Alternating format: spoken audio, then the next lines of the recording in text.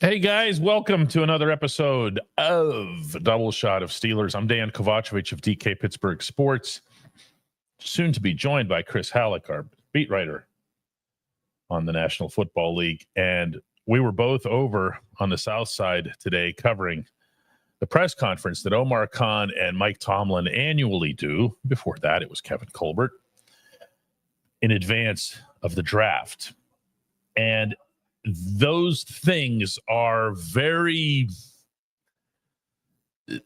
revealing in their own way. Okay. I don't mean to denigrate them. I know that's a common thing, it's just say, oh, they're not going to tell you anything or whatever. And you don't come away knowing who they're going to draft or necessarily even having much of a clue in that regard. There are some clues, but you do come away understanding a lot more of what their general mindset is about the state of their existing team before you go into that, if that makes sense.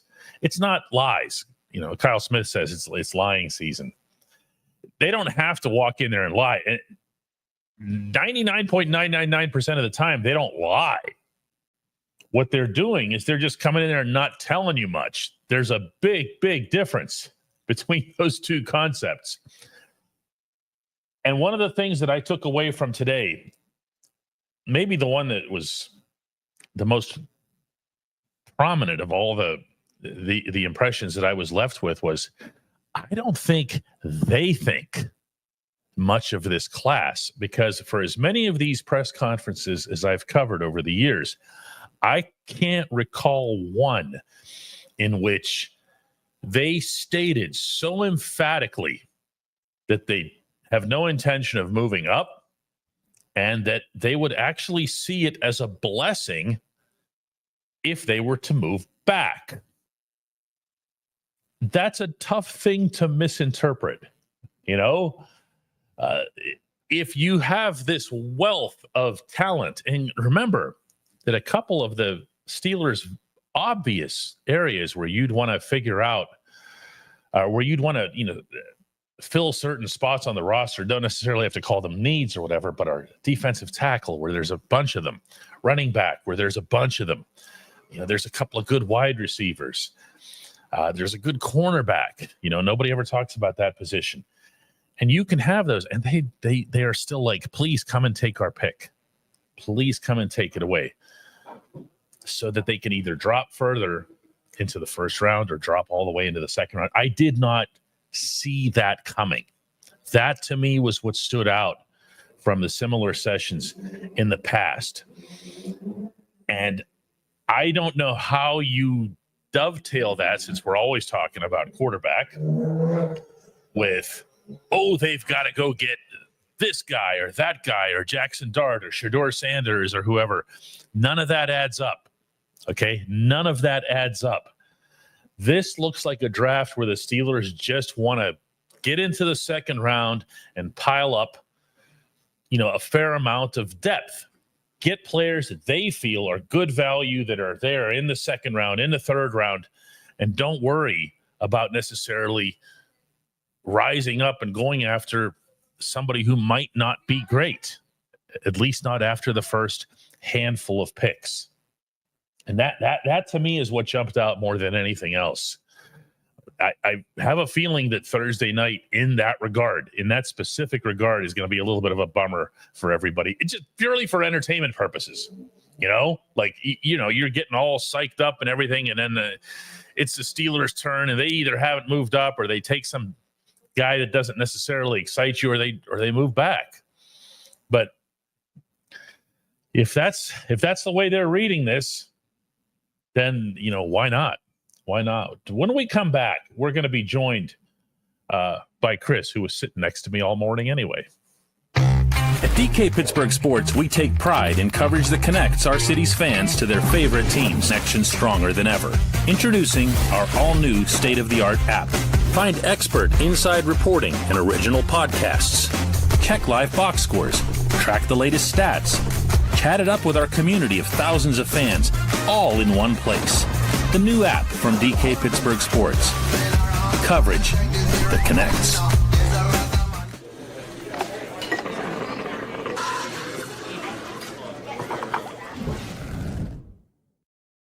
The boy Fades comes in and gives us a nice little start to the Chris segment by saying, I became a member today. I really love the content. That's awesome. If you look right above that comment there, you'll see that the web address for you to become a member is dkps.net/join. Can't make the web addresses any simpler than that. What is that, like 10 total letters? 11? dkps.net/join is what you need to type. You'll want to do that, trust me, before we get to Thursday when we have our first members only show. Chris and I will be doing that from the same place where we were this morning. What's going on, Chris? Haven't talked to you in literally hours. It's going good. It was definitely an interesting morning. You don't get a ton of answers at these press conferences. I think we were joking, like, it might be the most pointless press conference of the entire year because it's the one that comes with the least concrete answers. But I definitely give them kudos for trying to give as much clarity as possible in a time where they're doing everything they can to not fully tip their hand. Yeah, and again, they're not going to walk in there and do something that puts them at a strategic disadvantage. So it's not, I don't want anybody to think that, Chris and I, we're not going to speak for anybody else in that room, but we're walking in there thinking, hey, can you guys tell us something that'll really hurt you? That's not the objective here. We're trying to get a feel more than anything else for what's the state of the existing roster. Okay. The question that I ended up asking of Tomlin specifically was how he feels about Jaylen Warren and his ability to handle the load, be RB1, or does he even see Jaylen as RB1? Because I also brought up in the question that they've went out and got Kenneth Gainwell, and that wasn't an accident. They're going to draft a running back in a class that they've made known that they like. So what does that say for Jaylen and whatever else? And the response that I got from Mike was that, he sees Warren's virtues, that he's very comfortable, was his exact wording, with Jaylen in that role, in that potential role, was, by the way he couched that one. Depending on how things go, I guess, presuming with the draft or Gainwell or injuries or who knows what, right? But he feels very comfortable with him doing that. That one of the first things that he mentioned was injuries, meaning Jaylen's injuries, which to me is, I think that's a lot of the way Mike thinks of Jaylen.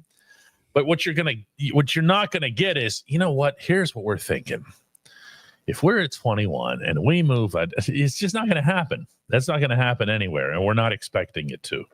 What was your main impression or your main takeaway, Chris? Mine was that I don't think they like the class very much in general.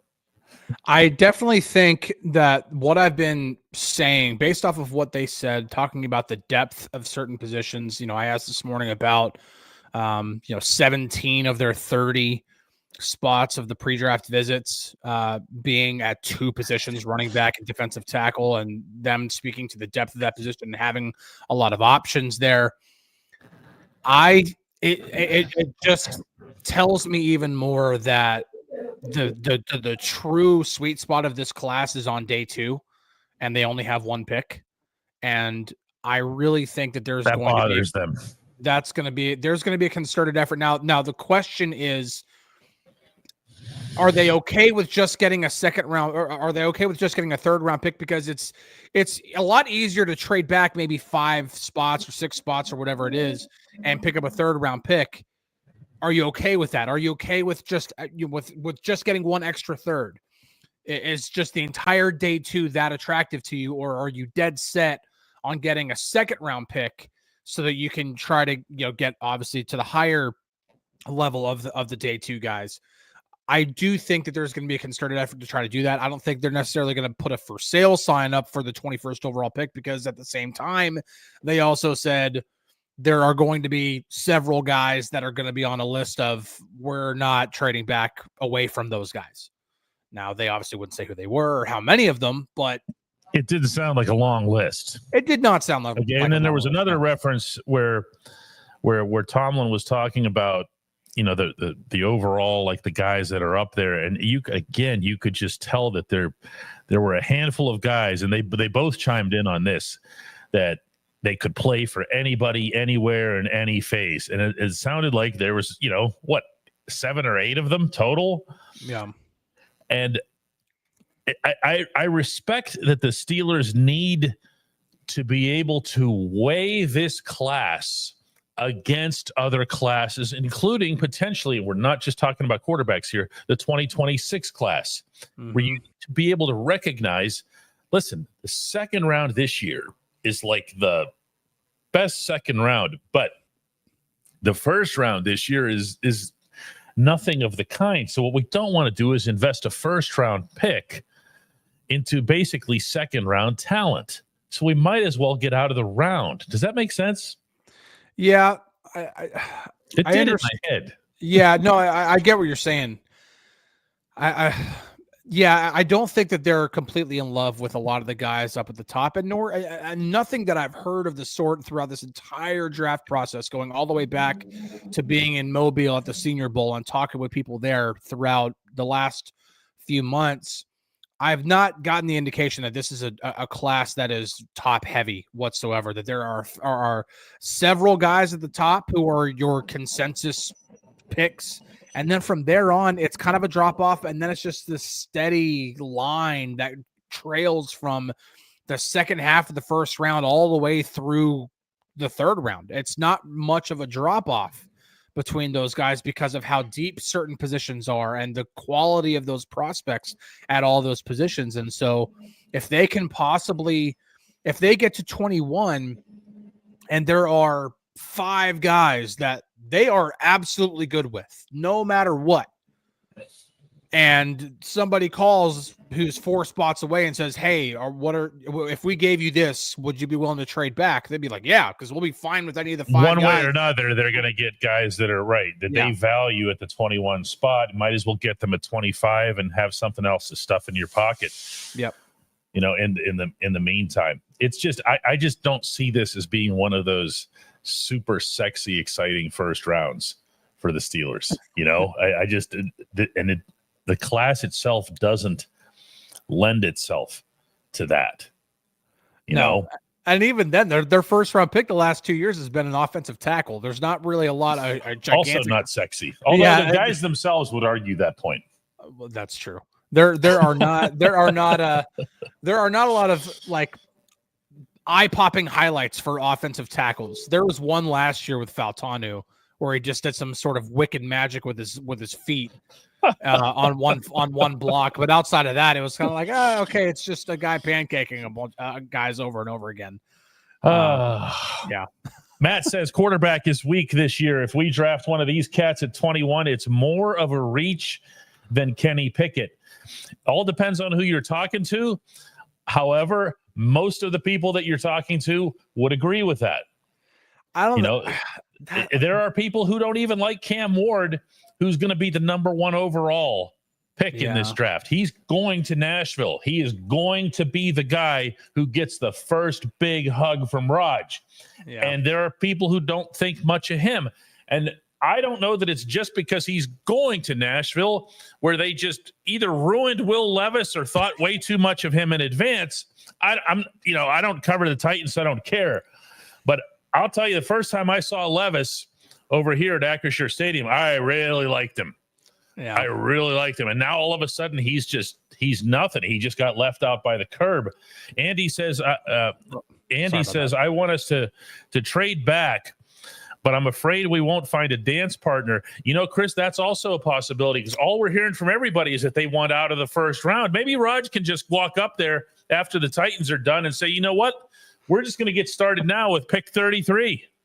Yeah, no, it definitely takes 2 to tango. There's got to be a team that wants to trade up, and maybe if there's a run on edge rushers, maybe if there's a run on tackles or whatever it is, and I say, I mean offensive tackles. If there's a run on a certain position, because think about it. I just went through the list from 22 to 32 in the draft, one of them might need a quarterback, and that would be the Rams. And that's even still a might because they just redid the contract with Matthew Stafford.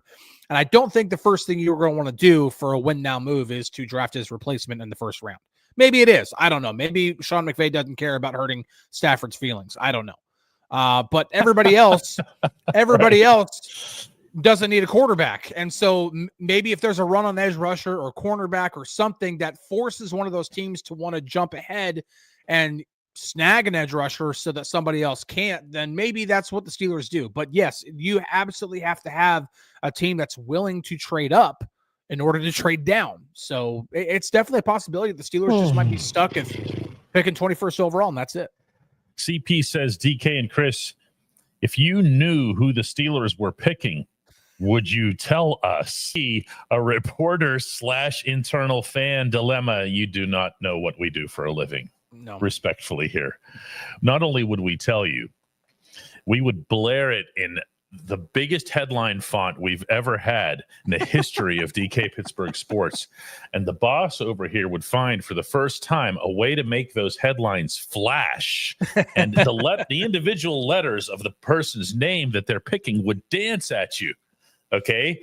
Yeah. We are in the news business. We are not in the making friends business. We are not in the fan business. We're reporters. Yeah. It's just, it's what we do. There's no fan element to this, and there's no attachment to what we do. We are enthusiastic as hell about it. Mm-hmm. I hope you notice that. We love our jobs.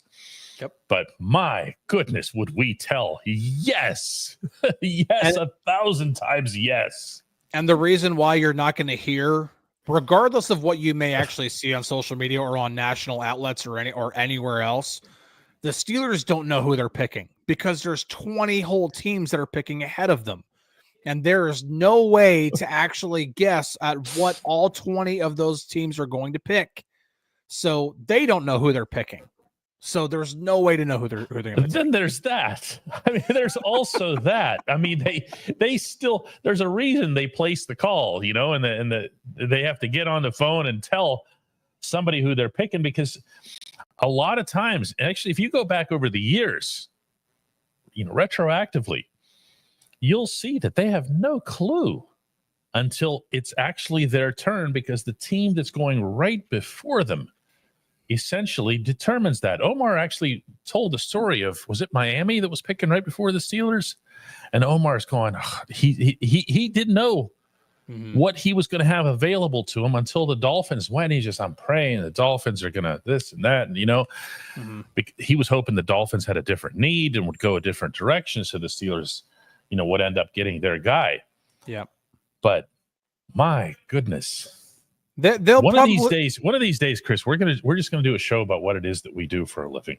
Yeah, probably. Yeah. We're not affiliated with the team in any way. We're not fans. No. We're reporters. Yeah, and another, and just really quick, another inkling. Now we won't know this until afterward, but the Steelers will have a much better idea of whether trading back's an actual possibility. Probably about maybe 7 to 10 picks ahead, because if they're not getting any phone calls, then they're probably not going to get a trade back. If there's that. If Omar's phone is ringing off the hook, 7, 8, 9, 10 picks ahead, yeah, there might be some trade back possibilities. And some of those, as Omar acknowledged today, some of those phone calls and texts and awareness messages, they happen now. Yep. I mean, there's an understanding. Hey, listen, we'd like to move up. Oh, that's cool. We'd like to move back. Well, let's see how things work out. John says that the DK doesn't let personal opinions get involved in reporting. Actually, that's not accurate. It depends on what your role is, where you are. And keeping this real brief here so we can stay on the draft stuff over there. But if you look at that guy over there, he's our beat writer. Okay. With few exceptions, you're not going to read Chris given his opinion or his meanings, like advocacy is the difference. Yeah, okay. Yeah. Chris can say that was a great player, that was a terrible player, a bad decision. What he's not going to do is say, fire that guy or give him an extension, or Pat Myers, the greatest offensive line coach in human history, and he should have a 10-year contract. Okay. He's not going to do that.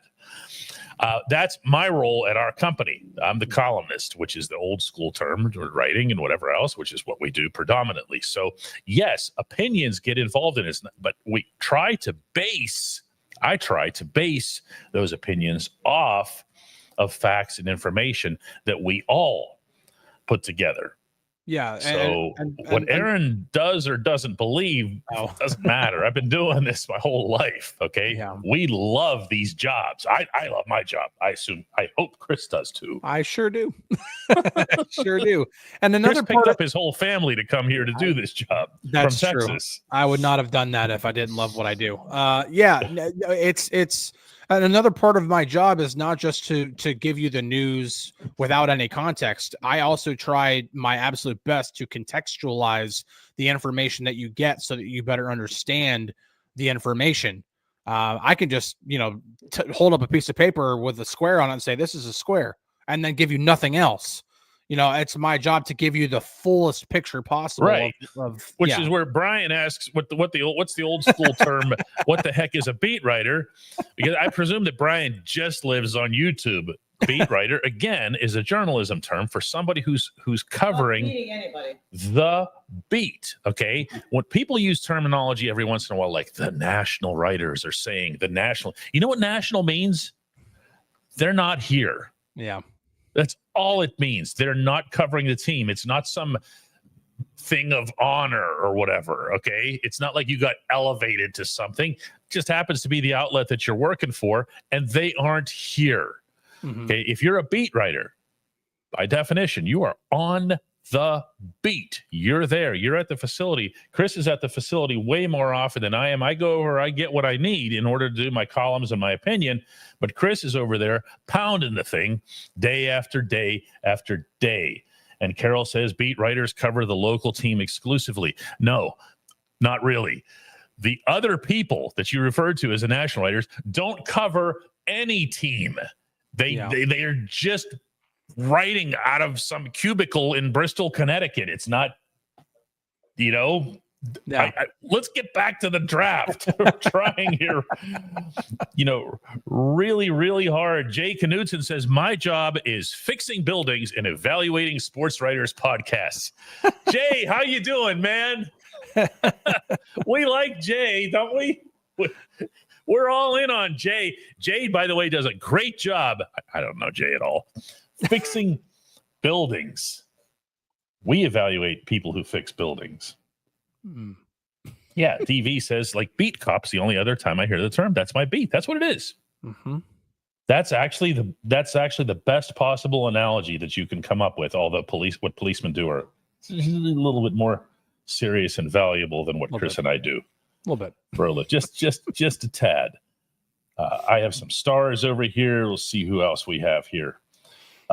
Seth asks if the members only show will be available to watch after. Yeah, of course. Yeah, for members. Yeah, for people who are members, you'll be able to watch it whenever it is that you want. I don't want to give the impression that you can only watch it live. That's just the way the thing is going to go from front to finish. Chris asks if George Pickens showed up for voluntary workouts today. There was a list.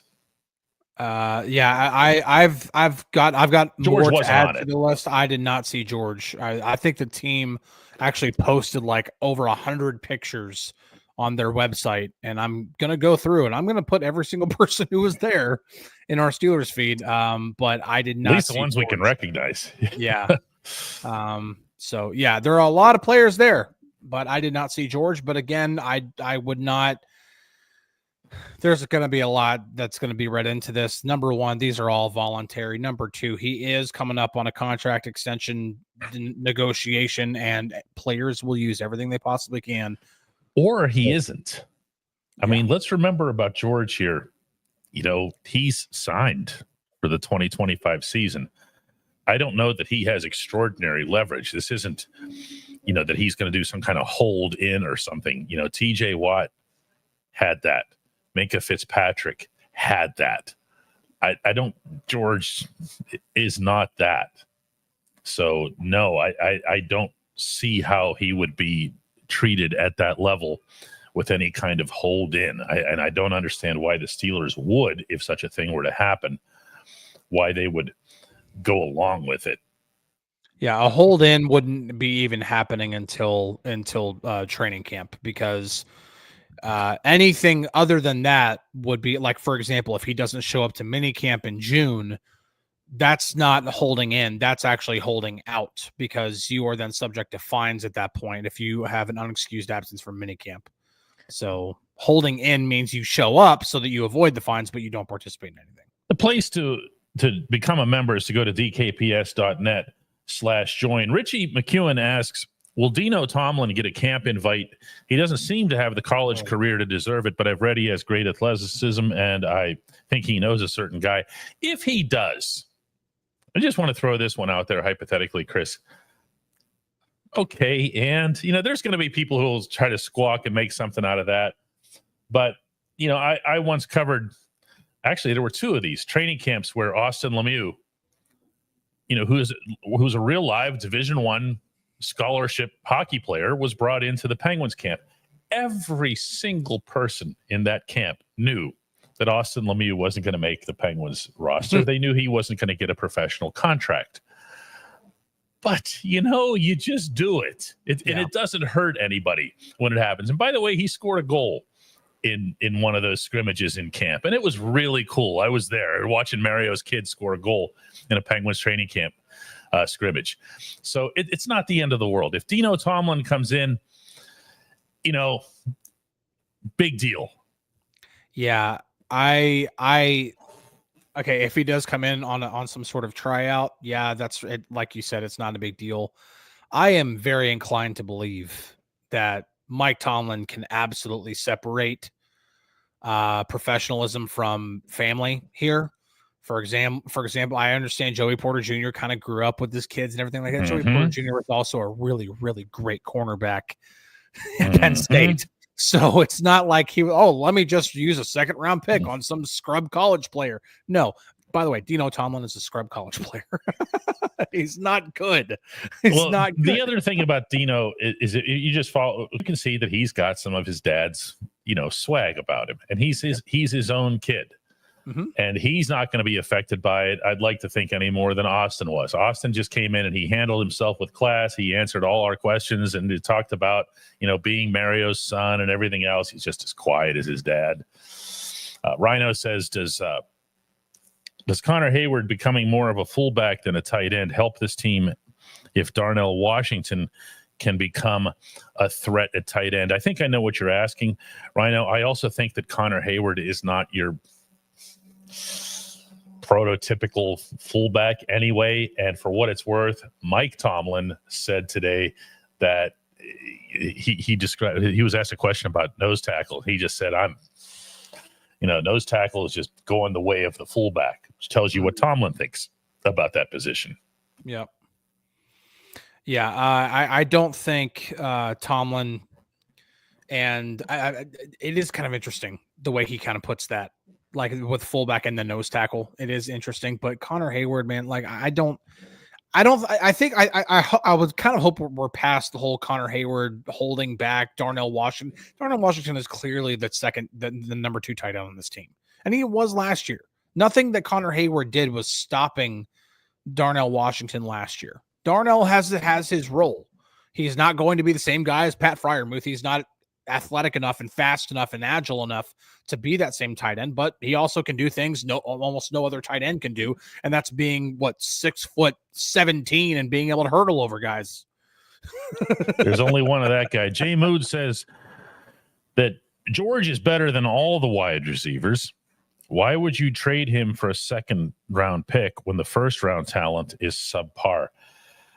The signal was sent very strongly there today, Chris and I, for anybody who's coming in late on the show, we're covering the press conference, the annual press conference that Omar Khan and Mike Tomlin do in advance of the draft. The signal was sent very strongly that George isn't going anywhere.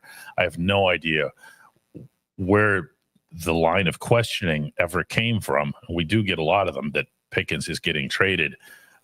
Neither of us ever reported any such thing, and we don't even bring it up. So I assume you're reading stuff that isn't us, or listening or watching stuff that isn't us. George isn't going anywhere. Really quick, some semi-breaking news, but still news. Jaylen Warren has signed his second round tender, so he is signed. He was going to sign it anyway, but he's signed. So it's good. He's gonna get a heck of a pay raise. Well over $5 million. I don't think he even made. Did he even make $1 million in his first 3 years? I don't even know. No, he didn't make three. He made a little under. It was $3 million. I mean, like $1 million a year. He didn't even make $1 million a year. Yeah, so. John says after seeing some of Dino's tape, he might be better suited to it. Hey, he made it to Division I football. Yeah. Okay. Was it Maryland, right? Boston College. But he was at Maryland though, right? Yeah, Maryland, he was at Maryland, and then transferred to BC, and that's better than Mike Tomlin did. It's good for him. I have nothing at all negative to say on this front. That's Tomlin's kid. He played Division I football in a lot of people's circles. That's a pretty big deal, and good for him. X says, DK, I think just people seeing Pickens' attitude last year, plus the Metcalf signing, is causing trade conversations. So there's no actual reporting to it. This isn't a rumor show. We do stuff that's real here. And you can stay on YouTube all day long and find stuff that's just going to speculate and guess and whatever else here. It's not what we're doing here. Coach Carter says, Darnell Washington might be my favorite guy on the team. It is so exciting every time he gets the ball.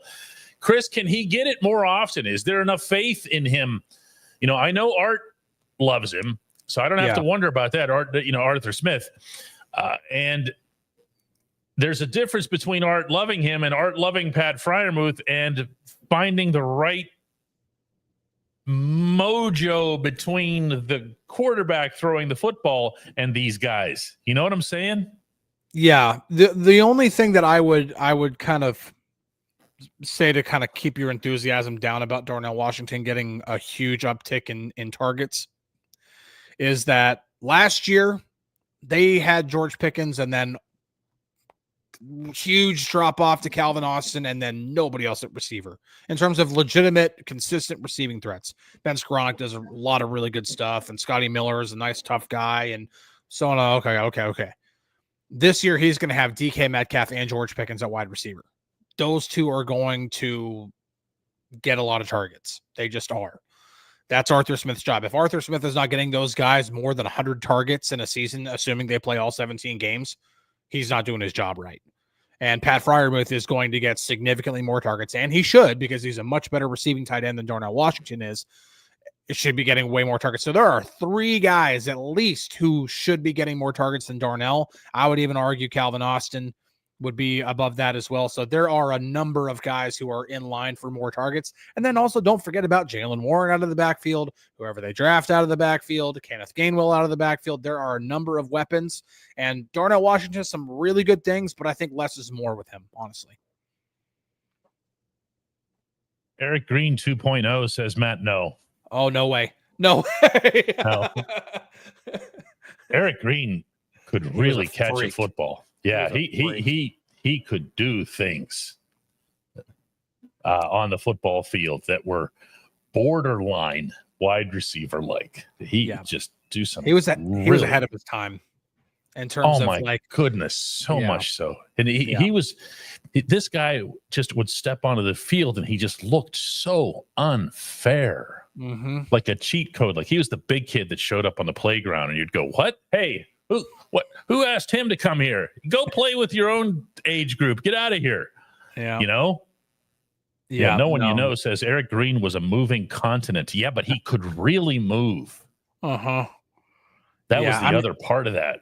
As athletic as Darnell Washington is, and trust me, he is absolutely north of 300 pounds. I'm not breaking news by that. And the fact that he can be that large and move the way he does is super impressive. But how about be that large and just look the way he does? Like he doesn't look like he has an ounce of extra weight on him, and yet he weighs what he does. It's nuts.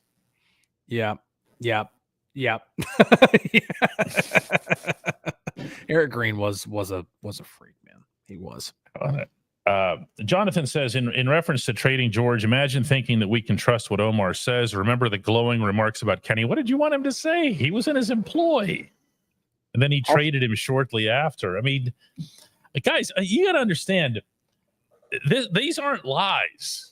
You know, I guarantee you, if you take the entirety of that 20 plus minutes of that press conference today, they're not sitting up there telling lies. They're just not spilling out the journal. Okay. They're not telling you everything that they're going to do. And that's just smart business. And listen, nobody wants that information more than we do. Okay. So that we could share it all.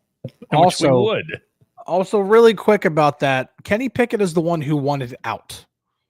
They were willing to bring in a guy and have him compete with Kenny, and Kenny said, trade me. So what are you going to do at that point?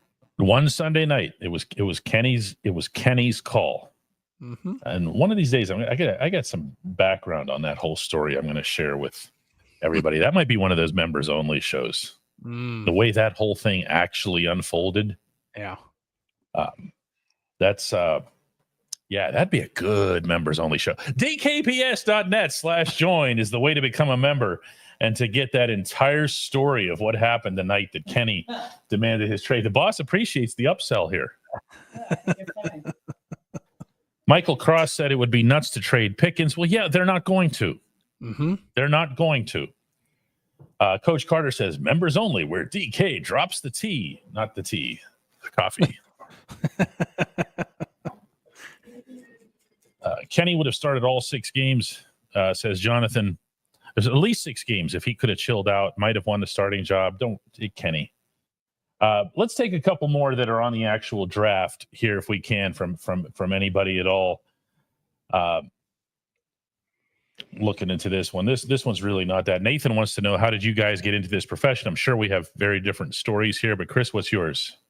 Well, I didn't go the traditional route. I went to college. I got my 2-year degree. And then, I had a kid, so it's really hard to try to get your 4-year degree and be a parent and have a full-time job. So I started freelancing like crazy on the side and just wrote anywhere I could. Eventually got a full-time job in 2019 covering the Texas Rangers. Did that for a few years and got the attention of DK, and the rest is history on that one. He did get the attention. He sent one of the best resumes we've ever gotten. And this one's always key. He was a subscriber. He was also in on what we were doing, and he believed in what we were doing and wanted to be part of it. And I thought that was actually really cool. And you mean cover letter. And then from there, I think Chris has found out more about himself in this role, stuff that he didn't even necessarily know. I didn't know at the time that we brought him on board. I didn't know he could do chalk talk. Yeah, I mean, I had always known like the game of football and everything like that, but once you get into because I had been covering baseball for 3 years, and I didn't know stuff about baseball until I started covering. Like, I knew stuff about baseball, but once you actually get in it and you start talking to baseball people, you start knowing the game and learning the game at a level you never had before. And I started doing that with football too. Like, I understood a lot of the X's and O's stuff, but then you start to talk with football people, you start to learn a lot about the different nuances and all the things that go into game plans and concepts and all this kind of stuff. And so then it's like, okay, well, let me try to apply this to actual content that we can put out, and Chalk Talk was born. Judy asks, what's the Steelers' actual plan at quarterback? Judy, the only thing that came up about quarterback today came from Omar, in which he said we currently have 2 of those, and he was counting Skylar Thompson, even though Thompson is just signed to a futures contract. We're going to have 2 more. And when the subject of a timeline or a deadline or any sort of element like that came up, both of them shot it down, other than to say that they'd like to have the entire team prepared for training camp. And that's 3 months from now. That's 3 months of this stuff. 3 months of this. That's the craziest part of all. That this could go on that much longer. The one thing, and if there's looking for anybody who is tired of the Aaron Rodgers stuff and everything like that, if there's any solace you want to take out of it, and this is actual solace, and that's Rodgers is not affecting their draft plans, and nor should he. If they feel a certain guy is available at 21 and that's their guy, Quarterback. They're going to get him. Yep. Yeah, Mhm. that's their guy. Or if it's a guy in the third round or whatever, they have a certain plan, whatever. Rodgers is a 2025 solution only. That's the home run swing for trying to compete for Lombardi, and then that's it. We are not going to allow that to affect what we want to do in the draft. Jacob is going to close out our show for the day. And this is a good one to finish up. He says, hey, guys, so maybe we think the Steelers leadership aren't huge fans of this class. Is there anything else that they highlighted in the press conference? This gives us an opportunity to say, is there anything else that jumped out to you, Chris? Is there anything else that jumped out? And then I'll pipe in with my own. Honestly, it kind of just goes back to, again, this is not a great press conference to be like, wow, I learned a lot of information. It's just not. But it just really reaffirmed a lot of the stuff that I kind of already knew, even kind of stuff that I had a good feeling about, but hadn't really got really confirmed by anybody who I speak with or anything like that. It just kind of confirmed the stuff that you kind of already knew, that there are going to be some guys that they like at 21, but they are absolutely in business for trying to move back, possibly trying to get another day 2 pick. I like that approach because the sweet spot in the draft is on day 2. If they don't get one, they don't get one. The one thing, okay, I'll put it this way. I like the shrewdly aggressive but patient approach. It's the way it should be in a draft like this. Don't get over aggressive and just go get a guy because you fell head over heels in love with them. Let the draft come to you and then react accordingly. So that's the thing that I got from it. To my knowledge, Chris, we only got 2 Roman Wilson questions today. And that's the other thing about the Roman Wilson questions is they're really all the same. What happened to Roman Wilson? We could do it we should. Anybody want to get this started? We can do a Roman Wilson segment every single day with this show. Who's into that? Here, we'll end up with our 2 Roman Wilson questions for the day. One isn't a question. One of them just says Roman Wilson has the chance to justify his draft status. It's true because all roads lead to Roman Wilson. And Mike Algio says, where is Roman Wilson? Was he on the list today? I believe so, yes. I think he's there. There it is. There it is. Yeah. One mystery about Roman Wilson has been solved. We know of Roman Wilson's whereabouts today. He is on the south side. Randy Wagner just says, what happened to him? Where did he go? Roman Wilson could be the savior from us having to deal with George Pickens' crazy train. It's just all about Roman Wilson. Danny says, can we get Roman Wilson on the show? Wouldn't that be great? I can always ask him. First day of OTAs, that'll be the question. That's it. Hey, Roman, can you come on the podcast with us, please? Michael Cross says Roman Wilson wasn't built in a day. Mr. CJ, she thought it was funny. Mr. CJ says, who is this Roman guy? No one says Roman Wilson doesn't actually exist. He's more of just an ethereal concept, or he's the new Carmen Sandiego. Leroy's definitely in on the Roman Wilson segment every day. We can do this. We can definitely do this. That's hilarious. It's so funny that what this has turned into. Jay says, what if he turns out to be a Hall of Famer? He's going to have a tough time doing that from the number 4 wide receiver slot in an Arthur Smith offense. Just throwing that out there right now, because that is the pecking order, no matter what he does in training camp. That's true. This sounds like a really good reference here by Jonathan. I don't get it, but it sounds like Roman Wilson is the friends we made along the way. It sounds like he stole that from a Steely Dan song or something. I don't know if I know the reference either. Is he the new Pope? Moratorium on the Pope jokes, man. No, come on, man. Daily shot of Roman. How about the Ramon Foster show we can do? By the way, I got texted by Ramon Foster during this show confirming that he's good for tomorrow. So we will have a Ramon show tomorrow. Because all you have to do is flip the O and the A, and it does. They got it the first time, Halicke. So awesome. Don't spell out the jokes. Oh man. Yeah, Matt says he had a year to work on his blocking. Roman Wilson, he was already a good blocker, by the way, at Michigan. And then there's Jared, who's still taking the subject seriously. He has the ability, but he didn't have trouble grasping the playbook.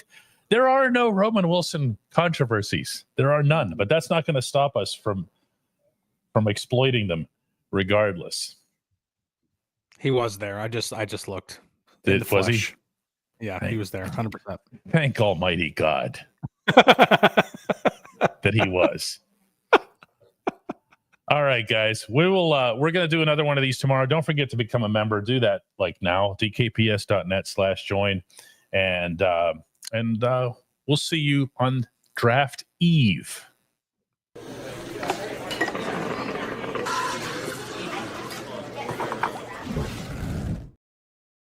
You'd be surprised how many people get mad about stuff like that. Are you making fun of my Roman Wilson question? What's up with you? You people have some kind of problem? Like, I just showed up here and saw your show for the first time, and I have some real concerns about Roman Wilson. And I just wanted to hear what you had to say about it. And you go and you put me in this pile of Roman Wilson questions. We can do that too. We can also say that Roman Wilson's favorite lettuce is romaine. That's terrible, Paulie. Why would you? What would compel you to type that and to put it out to the public? That's just no. It's don't encourage this. No, she's encouraging you, Paulie. No, than the rest of them. It's not better than anything. No, I liked it. No, Paulie, you have to take that one back. I liked it. Okay, it's unacceptable. You know, I thought you were going to go. What was the dude's name from the San Francisco Giants? Hunter something, where everybody was saying that he likes catsup instead of ketchup. Come on, you guys will remember this. His name was Hunter something, ball player. And he became like this running theme where everyone would just make fun of him. Come on, you guys are good. You can come up with this while I go ahead and take care of some business here. D-Boy, we welcomed him earlier as a new member here. David Harrison also became a new member. Travis Hawes did that. Another Travis W came in and did that. Steve Smith, new member. Steeler Girl becomes a new member. What is this? She's been with us forever. I had no idea she spent all that time at the uncle's table. Seth Siebels comes in as a new member. Dan Sinceri, a longtime reader of mine, makes it over to this side. Yeah, we like that. Yeah, boss yells out to Dan here. Juwan Hutchison became a member today. Thomas wants to know from the boss, what's the membership count to date? Did we make it to 3,000? No, we haven't made it to 3,000 yet. We're at 1,705, and we're hoping to do this in segments here. We're hoping to get to 2,000 through the draft because we're going to have a lot of extra traffic, a lot of extra eyeballs, a lot of extra interest, obviously. And from there, we're hoping to get to 3,000 by the time we get to Latrobe. So, BM, I don't know how I missed your question from earlier. I apologize for that. He was asking who Chris's favorite 3 defensive tackles are in this class. I don't have that answer. I do know that his favorite is Kenneth Grant. I can bring Chris back. She says she can bring Chris back for you, though, if you like. Let's do that. Let's bring Chris back and answer our friend BM here. Kenneth Grant, and then it's a really, really close Derek Harmon as a almost 1B to Kenneth Grant, and then Walter Nolan would be the third. And I don't include Mason Graham because he's not going to be there. He's not going to be there. So, yeah, it'd be Grant, then Harmon, then Nolan. But Darius Alexander is a really interesting guy to possibly trade back if you're trading back in the first round and possibly get to, because I like him as well. And then also an honorable mention is that Roman Wilson dad joke. I was laughing my tail off over here over that. It wasn't funny at all. Oh my gosh, I am a sucker for dad jokes. All the puns in the world, give them to me, please. I like Chris even more now. There you go. Oh, all about the dad jokes. It's Hunter awesome. Pence, by the way, is the baseball player that I was referring to. Do you remember the Hunter Pence jokes? It was some of the best stuff that would happen in all of sports, where fans would bring these signs up that would just say random things like, you know, Hunter Pence wears a certain brand of jeans. Like, they were the best insults, you know? Yeah. I love it. That's where the Roman Wilson stuff really needs to go. And then we'll have him on the show. and we'll just read them. We'll spend the entire show like a half hour just reading off the Roman Wilson jokes to everybody. Well, Aaron says Roman will show up before Rodgers says. To be fair, Roman is under contract. Rodgers is not. So, and Roman was there today. So, in the flesh. He sure was. And you know what he was doing? He was working hard. He was working and he was setting the stage for a big season. Studying that playbook, apparently. Either that or he was just roaming around the building, says Trevor. I know you don't like dad jokes because every time I tell one, I get he has so many. I get that same look every single time I've said one while we're traveling or anything like that. No, you keep doing it. His favorite Steely Dan song is Roman in the Years. What's the actual word there? I don't even know. It's not. It doesn't run. These aren't good. Okay, these have. See, like this. Yeah, Roman Wilson uses only Spalding stuff like that. Like, isn't that like a lesser brand of tennis equipment?